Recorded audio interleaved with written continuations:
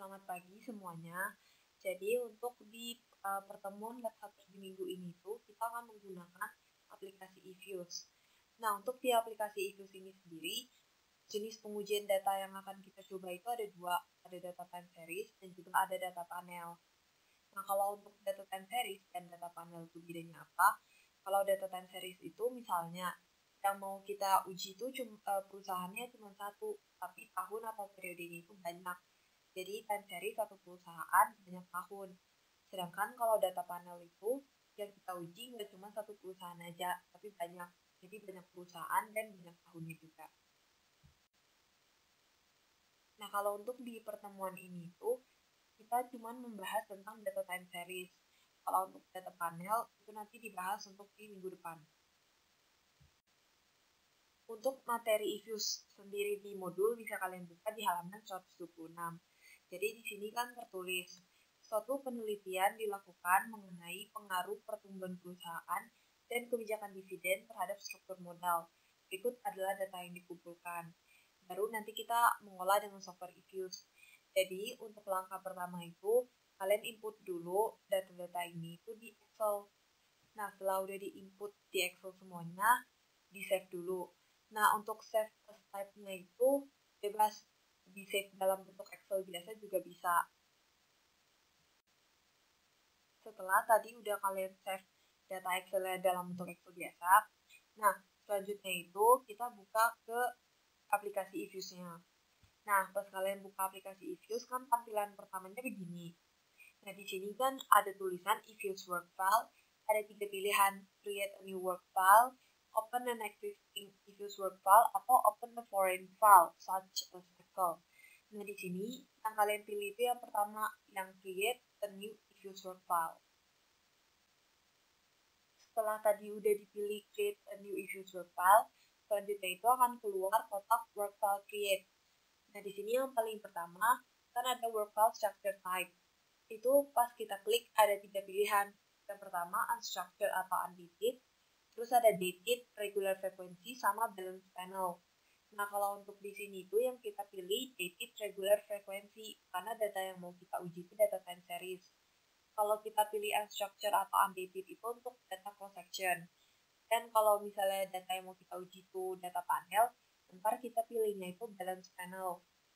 Kemudian di sini kan untuk date specification, untuk frekuensinya kan kita pilih annual. Karena sesuai di soal kita, kan kita ngujinya itu per tahun. Dan untuk start date sama end date-nya, kita isi tahun 2000 untuk yang tahun pertama. Dan tahun terakhir itu 2010, sesuai dengan di soal kita. Setelah tadi kita udah create new work file, selanjutnya kita harus mengimport data Excel yang tadi udah kita buat. Jadi tinggal diklik file, kemudian import from file, kemudian kalian pilih data Excel yang tadi udah dibuat, kemudian open aja. Nah, setelah nanti udah di open, akan keluar kotak work file untitled seperti yang ada di slide. Setelah kita udah import data, nanti akan keluar kotak seperti ini. Jadi ada step-stepnya. Nah, yang pertama itu kan ada tulisan step 1 of 4. Itu tinggal diklik next saja. Terus selanjutnya yang step 2 di next juga aja. Untuk step 3-nya juga sama. Tinggal di next aja. Terus untuk di step 4, kalau udah keluar kotaknya, tinggal diklik finish aja. Jadi setelah kita udah import file Excel-nya, habis open, tinggal next terus finish aja. Terus nanti setelah udah finish, itu akan keluar kotak kalau ada muncul notif, link to external source, ada pilihan yes atau no, itu tinggal diklik no aja. Setelah itu di sini kita masuk ke pengolahan datanya. Nah, untuk step atau langkah pertamanya itu, kita blok dulu variabel dependent kita, baru kita blok variabel independennya. Nah, seperti tadi yang di soal, kan untuk variabel dependentnya itu DER atau struktur modal, dan untuk independennya itu growth dan dividen atau DPR. Nah, berarti di work file untitled-nya pertama kalian klik dulu yang DER. Nah, setelah DER udah diklik, kalian klik CTRL. Sambil CTRL-nya ditekan, kalian klik DPR, kemudian klik growth. Jadi, ketiga variabel itu nanti bakal keblok semua. Setelah itu, tinggal klik kanan, pilih open, kemudian as equation. Nah, setelah udah pilih as equation, akan keluar kotak equation estimation. Nah, di sini tinggal klik OK aja. Setelah itu akan keluar kotak output regresi seperti yang ada di gambar. Jadi yang pertama kita kerjain itu persamaan regresinya. Nah, untuk persamaan regresinya angkanya kita ambil dari mana? Diambil dari nilai koefisien seperti yang udah di blok kuning yang ada di gambar. Nah, kalau untuk cara penulisan persamaannya itu sama seperti yang udah pernah kalian buat sebelumnya. Jadi yang paling kiri kan kita tulisnya variable dependent. Berarti there sama dengan kita masukin nilai konstantanya sesuai dengan output kita. Berarti 0,626866. Baru tuh plus nilai koefisien dari variabel independen kita. Berarti plus 0,084307 DPR. DPR ditulis juga, baru ditulis juga untuk yang variabel growth. Jadi persamaan itu seperti yang ada di slide cara buatnya. Terus ada analisa untuk adjusted R-square. Nah, kalau untuk nilai adjusted R-square ini masih sama dari output yang kita dapat sebelumnya. Nah, di sini kita bisa lihat untuk nilai adjusted R-square-nya kan minus 0,181214. Berarti kan sama dengan minus 18,12%.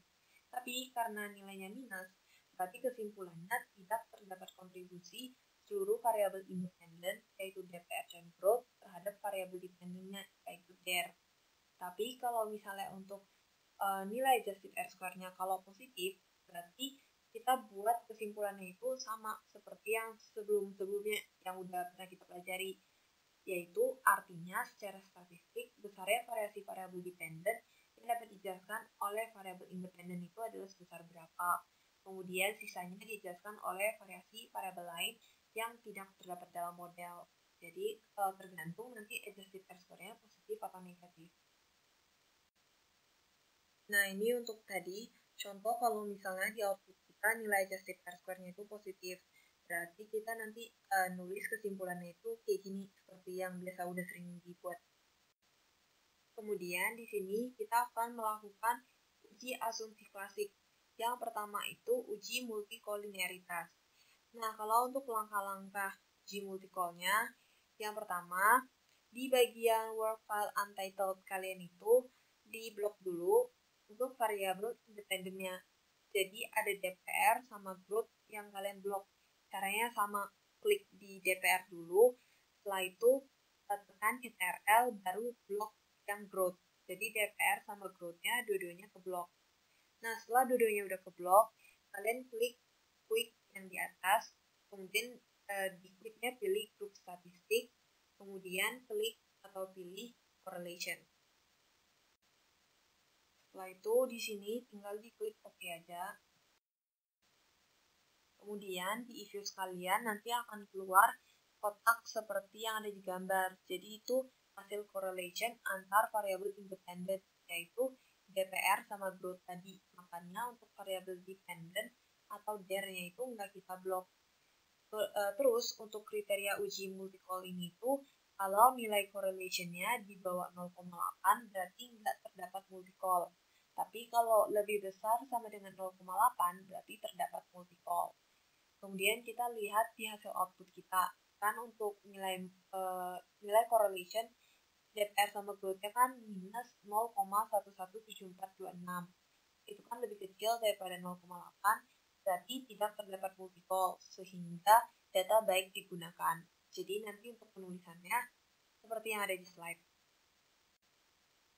Kemudian masih sama, kita masih di uji asumsi klasik. Untuk yang kedua itu uji autocall atau Durbin-Watson.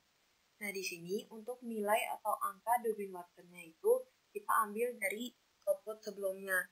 Jadi kita ambil nilainya dari output yang sama seperti yang pas kita mau buat persamaan regresi di slide sebelumnya.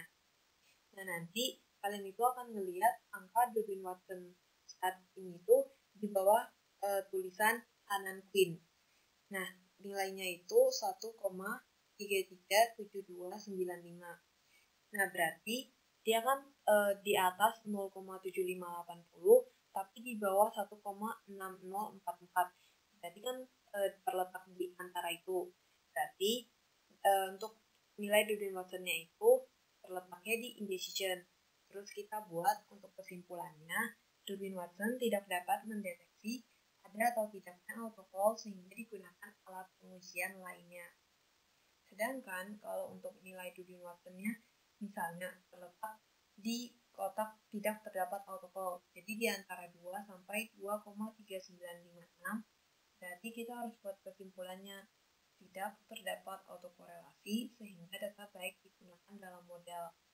Tapi kalau dia angkanya terletak pada kotak yang terdapat autokorelasi, jadi kita tulis kesimpulannya yaitu terdapat autokorelasi positif atau negatif, baru kita tulis sehingga data tidak baik digunakan dalam model. Nah, selanjutnya masih di uji asumsi klasik yang ketiga itu ada heteroskedastisitas.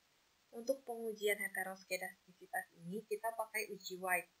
Nah, untuk langkahnya di kotak output kalian yang diinfuse itu kalian pilih atau kalian klik view, terus kalian klik residual diagnostic, kemudian klik heteroskedasticity test.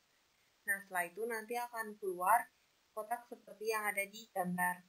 Nah, untuk specification-nya, kalian tinggal klik atau pilih yang white, kemudian tinggal klik OK aja. Setelah tadi udah diklik OK, nanti itu di bagian kotak output akan keluar hasil untuk uji white ini. Nah, untuk nilai yang kita gunakan itu nilai prop G-square yang ada di baris ops R-square. Terus sama untuk H0-nya itu kan tidak terdapat heteroskedastisitas, sama HA-nya itu terdapat heteroskedastisitas. Dan tergantung nilai alfanya juga sama nilai prop-nya. Kalau misalnya nilai prop-nya lebih besar daripada alfa berarti tidak terdapat. Kalau misalnya lebih kecil sama dengan alfa berarti terdapat.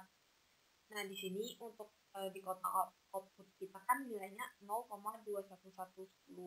Berarti itu lebih besar daripada alfa. Berarti kesimpulannya tidak terdapat heteroskedastisitas sehingga data baik digunakan. Selanjutnya kita masuk ke uji normalitas. Nah, di uji normalitas ini untuk langkah atau caranya di kotak hasil output atau di kotak hasil estimasi kita tinggal klik view, kemudian pilih residual diagnostic, kemudian pilih yang histogram normality test. Nah, terus akan keluar hasil outputnya itu seperti yang ada di gambar. Nah, di sini sama untuk uji normalitas, kita tetap buat H0 HA-nya. Kalau untuk H0-nya, data residual terdistribusi normal, tapi itu kalau nilai prop-nya lebih besar sama dengan alfa. Kalau untuk nilai prop-nya lebih kecil daripada alfa atau HA-nya, berarti data residual tidak terdistribusi normal. Kemudian yang kita pakai nilai prop seperti yang ada di blok kuning di slide.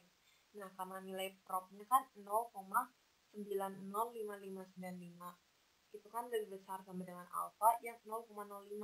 Berarti kesimpulannya data residual terdistribusi normal. Berarti H0-nya tidak dapat ditolak atau H0-nya itu diterima.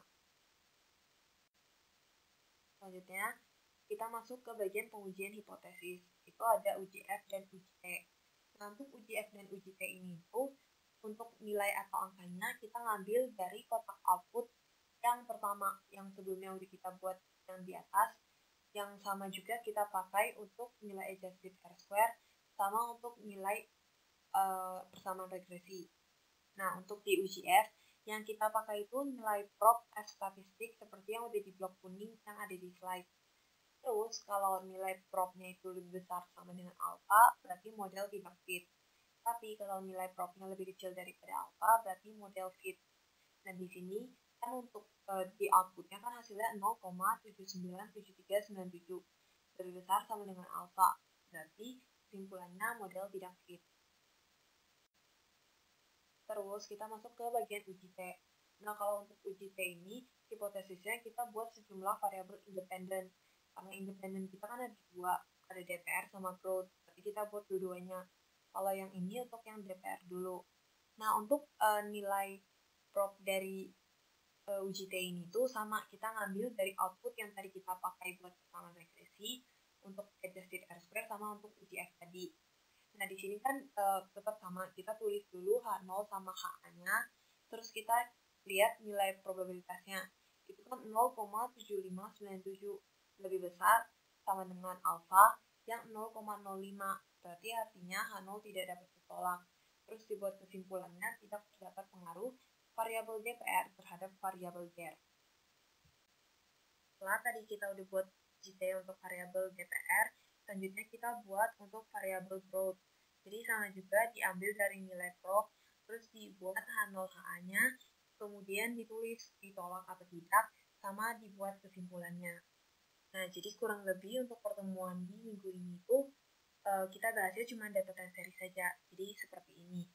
Nah, semoga bisa dipahami dan bisa dimengerti, dan juga terima kasih. Sampai jumpa minggu depan.